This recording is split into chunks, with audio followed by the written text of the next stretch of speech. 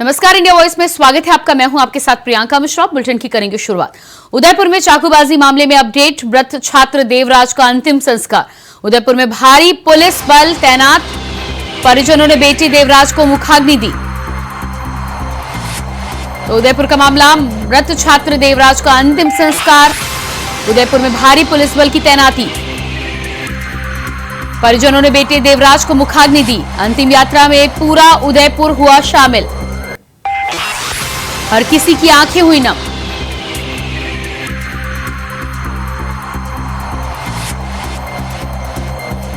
चाकूबाजी मामले में अपडेट। मृत छात्र देवराज का हुआ अंतिम संस्कार। भारी पुलिस बल की तैनाती। और इसी खबर पर हमारे साथ जयपुर से संवाददाता कुलदीप सैनी जी जुड़ चुके हैं। जी कुलदीप, जिस तरह से मृत छात्र के अंतिम संस्कार में पूरा उदयपुर उमड़ा है, लोगों की आंखें नम नजर आई, क्या कुछ माहौल देखने को मिला? देखिए, राजस्थान में इस तरीके का ये जो प्रयास किया गया था सौहार्द बिगाड़ने का, और जहां हमने देखा कि नाबालिग छात्रों के बीच झगड़ा हुआ और उस झगड़े में एक परिवार की रोशनी बंद हो गई और वजह रही साफ तौर पर चाकुओं से हमले के बाद छात्र ने दम तोड़ दिया। हालात वहां पर कुछ काबू में नहीं थे, लेकिन प्रशासन की मुस्तैद इस तरीके थी कि वहां पर किसी तरह का माहौल न बिगड़े। पुलिस बल वहां पर चप्पे चप्पे पर तैनात थी। धारा 144 लगाई गई थी। पूरे जिले को छावनी में तब्दील कर दिया गया और सभी से अपील की गई कि इस पूरे मामले को लेकर शांति बनाए रखे। जो आरोपी है उन्हें दस्तयाब कर उनके खिलाफ सख्त से सख्त कार्रवाई की जाएगी। परिजनों के साथ पहले मुलाकात कर जो सहमति बनी थी, उस सहमति में जो 51 लाख रुपए का चेक और एक संविधान नौकरी और साथ ही आरोपियों पर SC ST के तहत मुकदमा दर्ज करने की बात जो की गई थी, उन पर सहमति बन गई थी। लेकिन लिहाजा इस पूरे मामले को लेकर जब छात्र की मौत की खबर सामने आई थी तो वहां पर माहौल काफी आक्रोशित नजर आए थे लोग। वहां पर पुलिस का हल्की झड़प भी देखने को मिली थी। लेकिन आज सुबह जब नम आंखों के साथ पूरा उदयपुर शहर उमड़ा और जब अंतिम विदाई जब यात्रा निकली छात्र की, तो वहां पर उदयपुर का हर सर्व समाज लोग वहां पर शामिल हुए।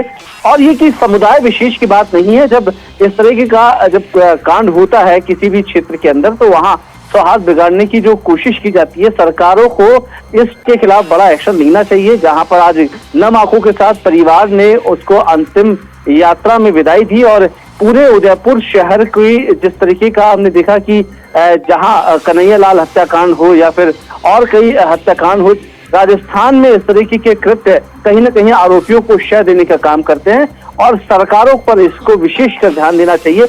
जयपुर में हमने देखा 2 दिन पहले जो मामला आया, उसमें भी शास्त्रीनगर में एक युवक की पीट कर हत्या कर दी। मात्र मामला था ई रिक्शा को एक बाइक टच होने का। उस पर भी सहमति सरकार की इसी पर बनी है, जहां पर एक संविदा, एक डेयरी बूथ और 51 लाख रुपए का चेक परिजनों को सौंप दिया गया था। हालांकि जयपुर मामले में अभी जो एक आरोपी को पुलिस ने पहले गिरफ्तार किया था, लेकिन 2 आरोपी जो फरार चल रहे थे उनको उत्तर प्रदेश से गिरफ्तार किया है, जहां पुलिस अब उनके खिलाफ सख्त से सख्त कार्रवाई के तहत उन्हें अब सलाखों के पीछे रखने की कोशिश करेगी। पूरे प्रदेश की अगर हम न्याय व्यवस्था की अगर हम बात करें, कानून व्यवस्था की बात करें, तो कहीं ना कहीं लॉ एंड ऑर्डर चरमराया हुआ है। प्रदेश सरकार पर कांग्रेस की ओर से, जहां उदयपुर के कांड पर कांग्रेस ने जांच कमेटी बैठाई है, जहां पर भजनलाल जाटव और अजयलाल आंजना और उदयपुर के कुछ कांग्रेस नेताओं के साथ जांच कमेटी कर आज परिजनों से मुलाकात करेंगे और उसके साथ ही वो पुलिस में भी जाकर उस पूरे मामले को लेकर तहकीकात करने की। जी बिल्कुल, आप बने रहिएगा हमारे साथ जयपुर से संवाददाता विकास जोशी भी फोन लाइन पर जुड़ चुके हैं। जी विकास, जिस तरह से उदयपुर के मामले में जन सैलाब उमड़ा, युवक के अंतिम संस्कार को लेकर, जयपुर के मामले को लेकर भी कुलदीप जी जानकारी यहां पर दे रहे थे, क्या कुछ ताजा हालात है आरोपियों को लेकर और लोगों में किस तरह का माहौल है, क्या कुछ देखने को मिल रहा है? प्रियंका, बताना चाहूंगा कि आज सुबह जब 7:30 बजे इसका देवराज का अंतिम संस्कार किया गया तो पूरे उदयपुर से सर्व समाज के लोग उसमें शामिल हुए और नम आंखों के साथ में उसकी अंतिम विदाई हुई है। माहौल का अगर देखा जाए तो अभी सारे बाजार वगैरह बंद रखे हुए हैं, चप्पे चप्पे पे पुलिस ने निगरानी लगा रखी है और माहौल अभी भी मतलब वही बना हुआ है कि आरोपियों के खिलाफ सख्त कार्रवाई हो। और इनके एक ही मांग है, अभी मांग है कि उसमें कोई भी वकील उनकी तरफ से और इनको फांसी की सजा की मांग की जा रही है। जी बिल्कुल, तो जिस तरह से फांसी की सजा की मांग की जा रही है, आरोपियों की गिरफ्तारी को लेकर क्या कुछ अपडेट है आपके पास? आरोपियों को तो उसी दिन, आज के 5 दिन पहले जिस दिन वारदात हुई थी, उसी दिन गिरफ्तार कर लिया गया था। आरोपी छात्र को और उसके पिता दोनों को गिरफ्तार किया गया था। जी जी बिल्कुल, आप बने रहिएगा हमारे साथ। कुलदीप भी हमारे साथ लगातार बने हुए हैं। जी कुलदीप, जिस तरह से यहाँ पर गिरफ्तारी की आप बात करते हैं, जयपुर वाले मामले में भी आपने जानकारी दी है कि गिरफ्तारियां हो चुकी हैं, लेकिन जिस तरह की कार्रवाई की आप बात कर रहे हैं और बढ़ती हुई इस तरह की घटनाएं हैं अलग अलग, हालांकि देश के अलग अलग हिस्सों से इस तरह की घटनाएं कई बार सामने आती रहती हैं, लेकिन राजस्थान में इस तरह की जो घटनाएं हैं उनको लेकर क्या लगता है आपको कि सरकार को अब सख्त कदम उठाने की जरूरत है? पूरे मामले को देखें तो मुख्यमंत्री भजनलाल शर्मा को 9 महीने से ज्यादा का समय हो चुका है। सरकार को कहीं ना कहीं जो लचरता दिखती हुई है, एक सरकार के ब्यूरोक्रेसी में कई तरह के जो कहीं ना कहीं लोगों को जो परेशानी झेलनी पड़ रही है वो साफ तौर पर दिख रही है।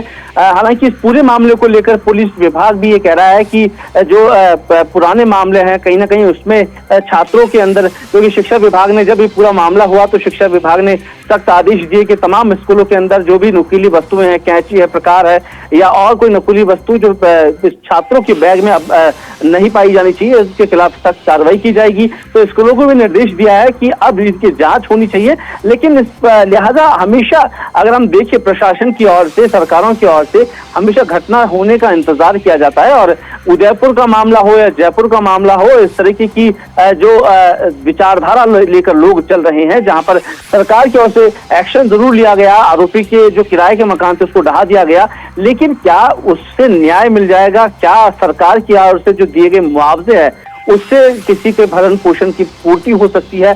क्योंकि हमने देखा कि पूर्ववर्ती गहलोत सरकार के अंदर भी ऐसे कई मामले सामने आए, जहां पर कन्हैयालाल हत्याकांड, जयपुर का इकबाल हत्याकांड, ये तमाम वो मामले हैं जहां पर एक मानव रहित हथियारों के साथ वहां पर वारदात को अंजाम दिया गया। खुले में इस तरीके की वारदातें कहीं ना कहीं लोगों को आगामी जो घटनाक्रम है उसके लिए एक मनोबल बढ़ाती है। लेकिन प्रशासन की ओर से सिर्फ इतिश्री कर लेना, आरोपियों को लेकर घूमना, क्योंकि हमने देखा उदयपुर वाला जो हत्याकांड था कन्हैयालाल का, उस पे भी अभी तक दोषियों को किसी तरह की सजा नहीं हुई है, उन्हें भी कोर्ट के चक्कर लगाए जा रहे हैं। तो क्या इन मामलों को रोकने के लिए कोर्ट के चक्कर लगाना या फिर न्याय का इंतजार करना, जो कि परिजनों का इस पूरे मामले को लेकर हम देखें तो जिसने अपने लोगों को खोया है उनका हाल बुरा है, और सरकारों की तरफ से दिए गए मुआवजे से ना तो वो पूर्ति हो सकती है। प्रशासन और सरकार को ये चाहिए कि इस पर त्वरित कार्रवाई जिस तरीके से बुलडोजर से की गई, तो फास्ट ट्रैक कोर्ट के माध्यम से भी आरोपियों को सख्त से सख्त सजा देने की कोशिश की जाए,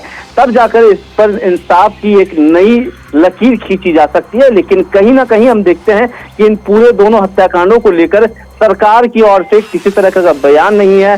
सिर्फ कुछ चुनिंदा लोग हैं जो इन पर दावा करते हैं कि हाँ ये एक व्यक्तिगत या फिर समुदाय विशेष की बात कहकर आगे दंगे फैलाने के काम करते हैं। लेकिन कहीं ना कहीं कहा जा सकता है कि अगर किसी भी समुदाय, किसी विशेष जाति धर्म के अंदर इसी तरह की अगर विचारधाराओं के साथ लोग चल रहे हैं तो प्रशासन को इस पर सख्ती से पनपना चाहिए, और जहां जहां ऐसे माहौल है उन्हें चिन्हित करके संवेदनशील इलाकों में पुलिस का एक एक बल वहां पर तैनात किया जाए। क्योंकि अब देखा कि जैसे उदयपुर का मामला हुआ, अब परिजनों को सुरक्षा देने की बात प्रशासन कर रहा है, तो उस पूरे मामले को लेकर पहले क्यों नहीं चेता गया? क्योंकि जब हमको देखता है कि जब किसी क्षेत्र विशेष में किसी घटनाक्रम के होने की आशंका है तो वहां पर तुरंत एक्शन लेना चाहिए, लेकिन सरकार हमेशा इसमें देर कर देती है। तो इसलिए कहीं ना कहीं चाहिए, कांग्रेस को अब ये मुद्दा मिल चुका है और लगातार अब भारतीय जनता पार्टी की जो सरकार बनी है उसको घेरने की कोशिश की जा रही है। केंद्र की ओर से भी अभी तक किसी तरह की कोई बात नहीं है, जहां पर पूरा नेशनल मीडिया वहां एकजुट था। तो इस पूरे मामले को लेकर डाइवर्ट किया गया। कोलकाता के महिला जो रेप और हत्या का मामला था उसे लेकर अब कहीं ना कहीं कहा जा सकता है कि राजस्थान की जो खूबसूरत शहर है उदयपुर, जो झीलों की नगरी कहा जाती है, उसका सुहाग बिगाड़ने का जो माहौल तैयार किया गया था कहीं ना कहीं पुलिस ने शांत करवाया। अब कहीं ना कहीं अब जो कुछ मांगे बची है जिन पर परिजन अड़े हुए हैं, अगर सरकार उनसे मानती है और दोषियों को सलाखों के पीछे पहुंचाकर फांसी के फंदे पर लटकाया जाए तो लगता है कि एक इंसाफ की नई लकीर उदयपुर से खींचकर पूरे राजस्थान से एक मैसेज भारत तक पहुंचाया जाएगा। जी बिल्कुल, तो जिस तरह के मैसेज की आप बात कर रहे हैं, सरकार के द्वारा लगातार प्रयास के अपने हालांकि बात की है, लेकिन भारी संख्या में जिस तरह से लोग देवराज के अंतिम संस्कार के लिए उमड़े हुए थे, भीड़ हम तस्वीरों में भी देख पा रहे हैं। ऐसे में लोगों की क्या कुछ मांग है, सरकार से क्या अपेक्षा रख रहे हैं? देखिए, लोग या फिर भीड़ तंत्र को हम उस चीज में शामिल नहीं कर सकते हैं, क्योंकि जिन्होंने अपना परिवार का सदस्य खोया है, उनके दर्द को ना वो भीड़ समझ सकती है, ना सरकार समझ सकते हैं, ना आप और ना हम। इन तमाम विषयों को लेकर चर्चाएं कर सकते हैं, लेकिन इसे सुधारने की कोशिश आखिरकार सरकार और न्यायपालिका की होनी चाहिए। और जहां हमने देखा कि इतनी भीड़ है, हालांकि वहां प्रशासन मुस्तैद है, धारा 144 पूरे क्षेत्र में लगाई गई है, इंटरनेट अभी तक वहां आज भी बंद कर दिया गया है, स्कूल कॉलेजेस की छुट्टी कर दी गई है, जहां ग्रुप में लोग खड़े हैं उनको खदेड़ने के काम पुलिस कर रही है। और ये भी साफ निर्देश किया गया है कि अगर भीड़ वहां मिलती है तो पूरी सख्ती से कार्रवाई की गई, क्योंकि अभी मामला शांत नहीं हुआ है, अभी दाह संस्कार हुआ है, हो सकता है कि मामला फिर से बिगड़े, लेकिन सरकार और प्रशासन वहां पर चाक चौबंद व्यवस्थाओं में मुस्तैद नजर आ रहा है। जी बिल्कुल कुलदीप जी, इस तमाम जानकारी के लिए बहुत शुक्रिया आपका। और इसके बाद बात करेंगे अगली खबर को लेकर। दिल्ली में 2 घंटे की बारिश में कई इलाकों में हुआ जल भराव, मिंटो रोड समेत कई इलाकों में भरा बारिश का पानी, कई इलाकों में भयंकर जाम, लोगों को आने जाने में हो रही है परेशानी। सफदरजंग में 28.7 मिलीमीटर, लोधी रोड पर 25.6 मिलीमीटर बारिश का पानी सड़कों पर भरा, सड़कों पर पानी भरने से कई इलाकों में ट्रैफिक प्रभावित। मुनका कनॉट प्लेस और आईटीओ पर बारिश से जल भराव, तस्वीरें देख पा रहे हैं। मिंटो रोड समेत कई इलाकों में बारिश की वजह से कहर, कई इलाकों में भयंकर जाम, लोगों को आने जाने में हो रही है दिक्कत। सफदरजंग में 28.7 मिलीमीटर, तो वहीं लोधी रोड पर 25.6 मिलीमीटर हुई बारिश। कई इलाकों में भयंकर जाम, लोगों को आने जाने में हो रही है दिक्कत। उनका कनॉट प्लेस और आईटीओ पर बारिश की वजह से जल भरा। दिल्ली में 2 घंटे की बारिश से कई इलाकों में जल भराव की समस्या, तस्वीरें आप देख पा रहे हैं। 2 घंटे की बारिश में दिल्ली पूरी तरह से डूबी हुई नजर आ रही है। कई इलाकों में भयंकर जाम की समस्या से लोगों को जूझना पड़ रहा है। सफदरजंग की बात करें तो 28.7 मिलीमीटर,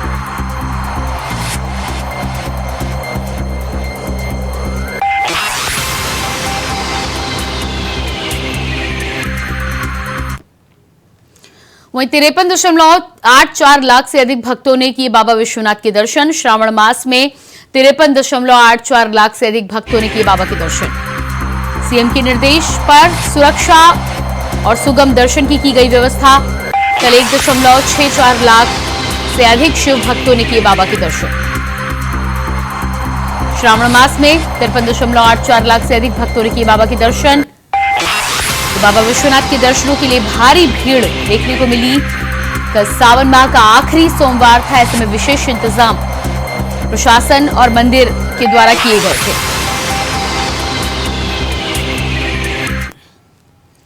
मेरठ के थाना लोहिया नगर क्षेत्र में महिला के कुंडल लूटने वाले बदमाश को पुलिस ने गिरफ्तार कर लिया। पुलिस ने 2 बदमाशों को मुठभेड़ के बाद गिरफ्तार किया है और घायल हालात में जिला अस्पताल में भर्ती कराया है। महिला से कुंडल लूटकर भाग रहे बदमाश को पुलिस ने 6 घंटे के अंदर गिरफ्तार कर लिया।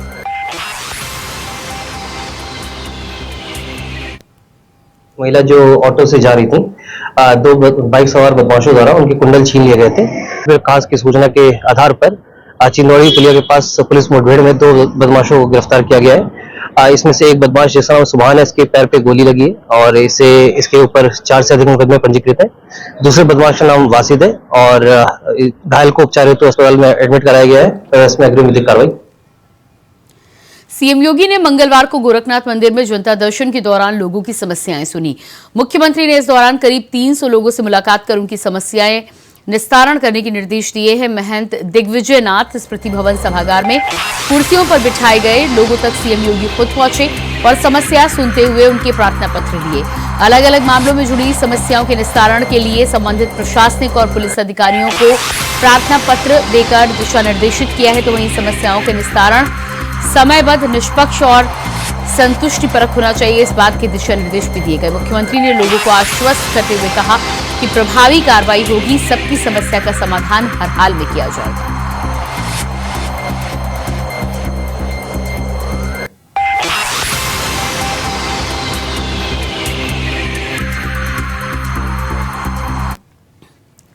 लखनऊ आरएसएस के वरिष्ठ प्रचारक बालकृष्ण त्रिपाठी का निधन। लोहिया संस्थान में इलाज के दौरान हुआ निधन।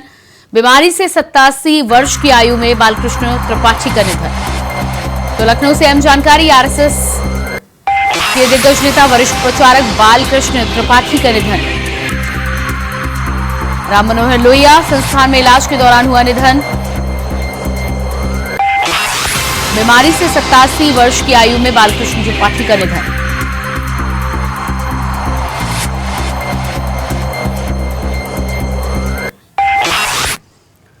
और इसके बाद बात करेंगे अगली खबर को लेकर। सीएम योगी गुलरिहा क्षेत्र के रेडियंट रिजॉर्ट पहुंचे, जहां रोड टू स्कूल प्रोजेक्ट का शुभारंभ किया। सीएम पहले चरण में 78 परिषदीय विद्यालय शामिल करवाए गए हैं। इसके अलावा चरगावा ब्लॉक के 78 परिषदीय विद्यालय इस योजना के तहत शामिल है। विद्यालयों में 17,781 विद्यार्थी इस योजना से लाभान्वित हैं।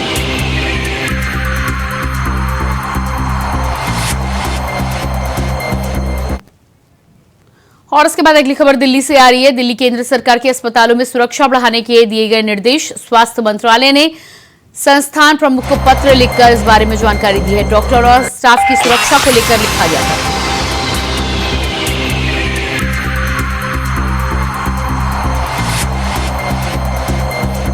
तो केंद्र सरकार ने डॉक्टर और स्टाफ की सुरक्षा को लेकर पत्र लिखा। अस्पतालों में सुरक्षा बढ़ाने के दिए गए निर्देश।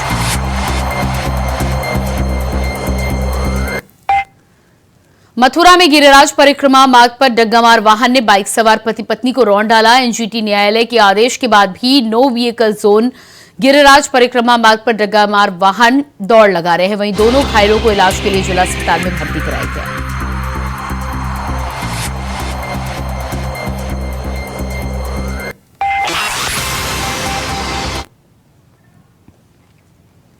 योगी सरकार में ओबीसी युवाओं को पूरा हक मिला हुआ नजर आ रहा है। भर्तियों में ओबीसी युवाओं को सबसे ज्यादा लाभ मिला। न केवल आरक्षण बल्कि मेरिट होने पर अनारक्षित पदों पर भी चयन किया गया। वहीं 59,000 शिक्षक भर्ती में 31,000 से अधिक ओबीसी युवाओं को सफलता हाथ लगी है। सपा सरकार में यूपी लोक सेवा आयोग की कुल भर्तियों में मात्र 26% ओबीसी चयनित हुए थे। तो वहीं बीजेपी सरकार में यूपीपीएससी की कुल भर्तियों में अकेले ओबीसी युवाओं को 38.41% हिस्सेदारी मिली।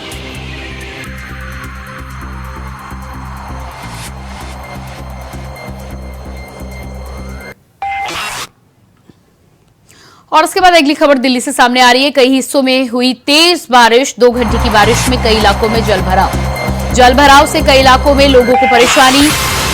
दिल्ली से खबर, कई हिस्सों में हुई तेज बारिश। 2 घंटे की बारिश में कई इलाकों में जलभराव से कई इलाकों में लोगों को परेशानी।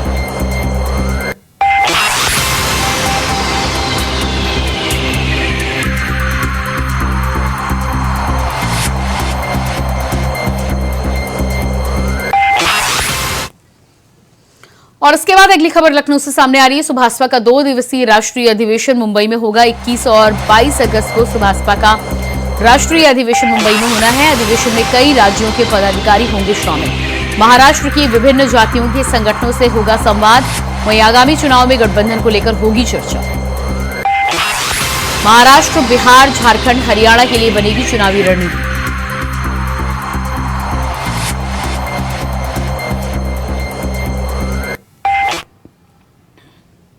कोलकाता में महिला डॉक्टर के साथ हुए रेप और मर्डर के बाद पूरा देश उबल रहा है। लोग सड़कों पर उतरकर पीड़िता के कातिलों के खिलाफ मौत की सजा की मांग कर रहे हैं। इस मामले की गंभीरता को देखते हुए सुप्रीम कोर्ट ने तत्काल सुनवाई के लिए तय समय पर सुनवाई करते हुए इस दौरान सीजीआई ने कहा कि पीड़िता की फोटो और पोस्टमार्टम के बाद उसकी बॉडी को दिखाना चिंताजनक है।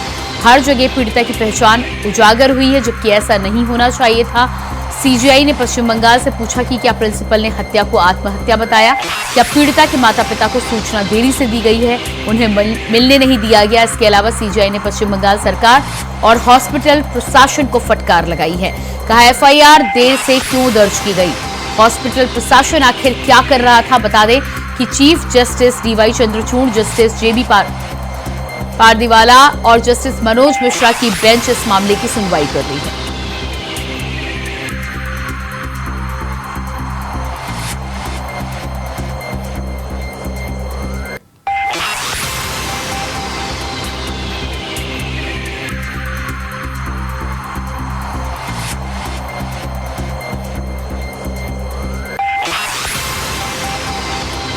तो कोलकाता ट्रेनी डॉक्टर से रेप और मर्डर मामले में सुप्रीम कोर्ट ने इस मामले का संज्ञान लेते हुए सुनवाई की शुरुआत की है। Justice D.Y.. चंद्रचूड़ की अध्यक्षता वाली पीठ ने इस मामले पर कोलकाता सरकार को और साथ ही साथ अस्पताल प्रशासन को फटकार लगाते हुए कई सवाल के जवाब मांगे।